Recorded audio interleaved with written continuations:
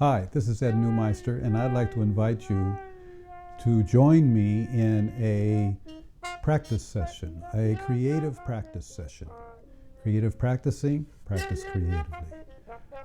I'm using trombone as my demonstration instrument because that's the instrument I play. I think most, if not all, of the subjects that we will be discussing can be applied to almost any wind instrument for sure, and in many regards, any instrument, and in just anything we do in life.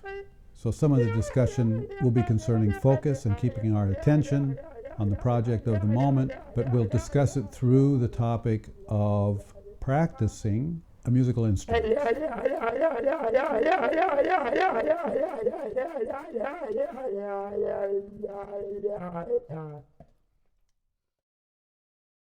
We should be standing tall with our vertebrae as straight and as tall as possible, shoulders relaxed, and the buttocks tucked in slightly, which also firms up our stomach a little bit. Now this is a great posture to begin your studies. And so the first thing we're doing is actually studying our posture, studying and observing. So first working on correcting any problems that we've developed as we grow older. Then, after several minutes of observing life and observing your posture, then you bring your observation, your focus to your breathing. Now we can start to expand the breath and start to actually train, do some training. And this is breath training.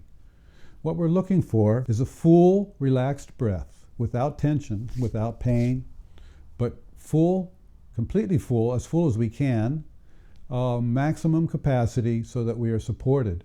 We can support the music, support the air through the horn. So it all begins with the breath, actually in life and in music, and ends with the breath. So why don't you join me? Go to your posture, sitting or standing, exhale completely, and inhale 1, 2, 3. One of the important aspects of this breath is the sound of the inhalation. And we're training ourselves to make a big, full breath through the mouth without any resistance or tension in our throat, our tongue, our mouth. And let's just listen once to the sound of the inhalation. You can watch. You can watch too if you want.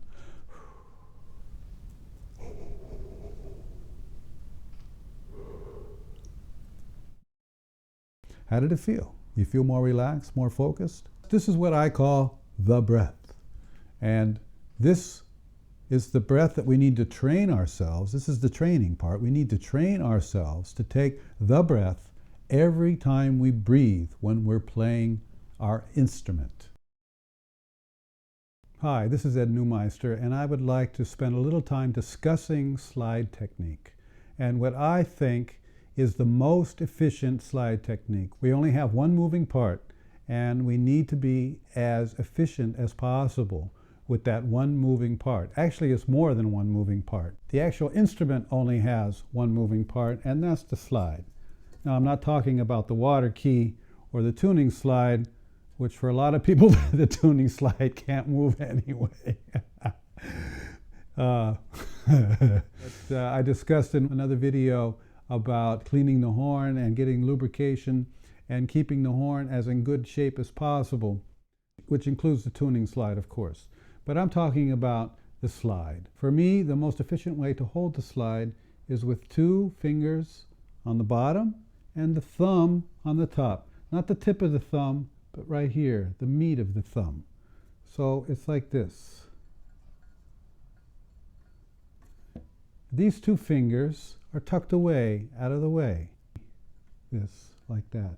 Yeah?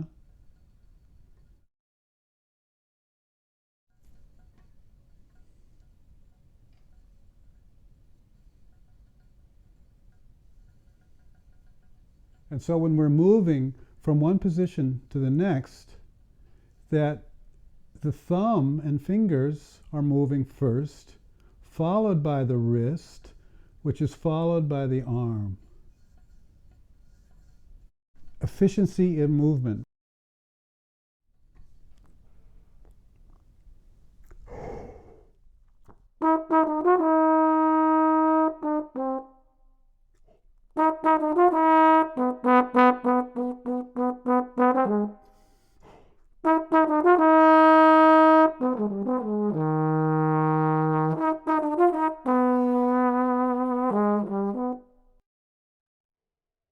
These improvisations can go on all day long if you want. Improvise, take a break. Tape yourself. Listen back to the recording.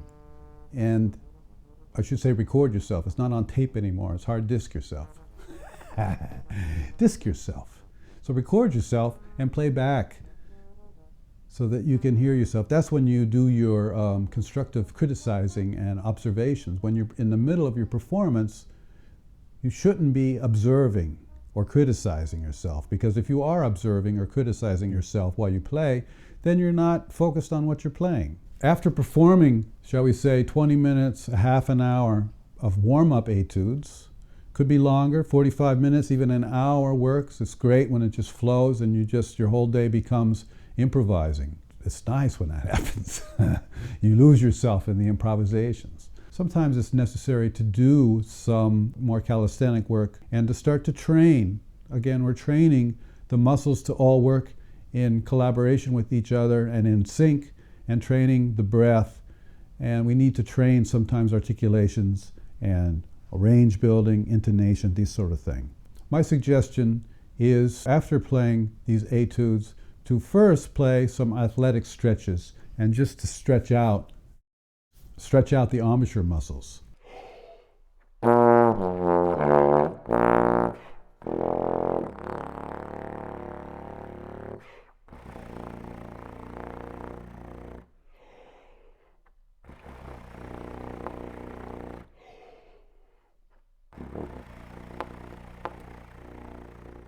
little gurgly down there. After the warm down, I like to work on the Overtone series. And here we're combining range building with natural articulations.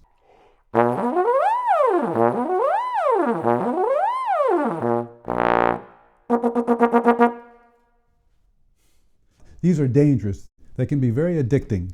And I've seen many a trombone player get totally strung out on these exercises. We begin the day with music, then some calisthenics, some exercises, and some training, and then back to music. Before we go back to music, there's one more exercise I would like to discuss, and that is articulations. What I normally do is combine articulations with scale practice. And if you've been listening to me before, you know that I don't use the term scale lightly. It's really tonality practice, but learning the various scales and modes of the scale. Train the scales in seconds and thirds, later in fourths, later in fifths, so that we can play the scales and freely in the tonalities and all the modes. And that we start with the major and then later use the melodic minor. One scale that we should play at least once every day is the chromatic scale. Twice, actually. Once legato, once staccato. From the bottom of the instrument to the top of the instrument. If there's some notes that are not feeling so secure, then you stop and work on those notes. Do some training, actually. For each note, we need to train the positions of the tongue, the embouchure, and everything. See what happens. Start at the bottom, go as high as you can, breathe when you need to.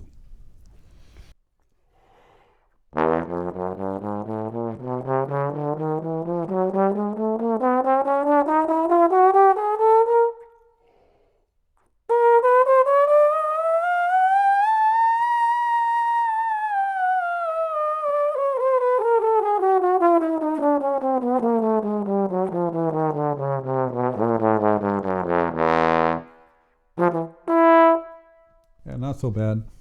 Chromatic scale. Now, same thing. Instead of legato, staccato. You can start anywhere. If your lower register is weak, start in the middle register. Practice and begin your practice, no matter what the exercise or the day is, start where you can play. If your middle register is the strongest and your lower register and upper register are still weak, then start in the middle register and then move down and then up from there, moving from a position of security. This is a good concept in practicing, is always beginning from a position of security. Stay secure and then work your way from there. If you begin at a position of insecurity, then you can't really build your foundation. Practicing will become a lesson in frustration. Legato and staccato. Different tempos too. Chromatic scale, that's the basic stuff, right? That's every note. So we're training every note. Then we can move to whatever scale you're working on at the moment, or whatever tonality you're busy working on in the moment. Let's use, for now as a demonstration, D flat major. Yeah, that's a good demonstration. D flat major. Scales and articulations with the metronome.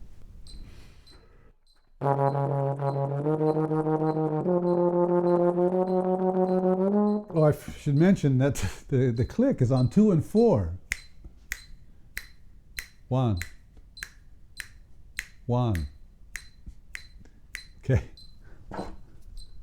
1, 2, 1, 2.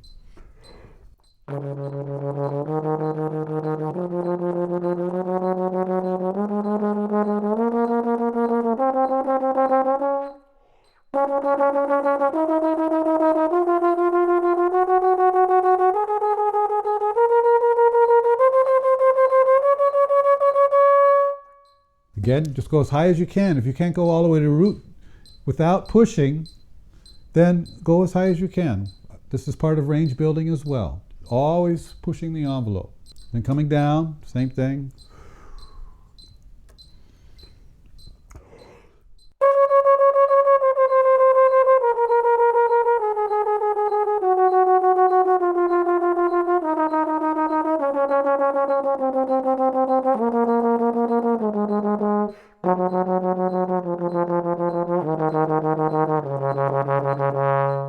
When you feel the mind wander, you notice that the mind is wandering, just come back to the moment. No big deal, no discussion, no criticism. Just simply acknowledge, notice, and bring it back.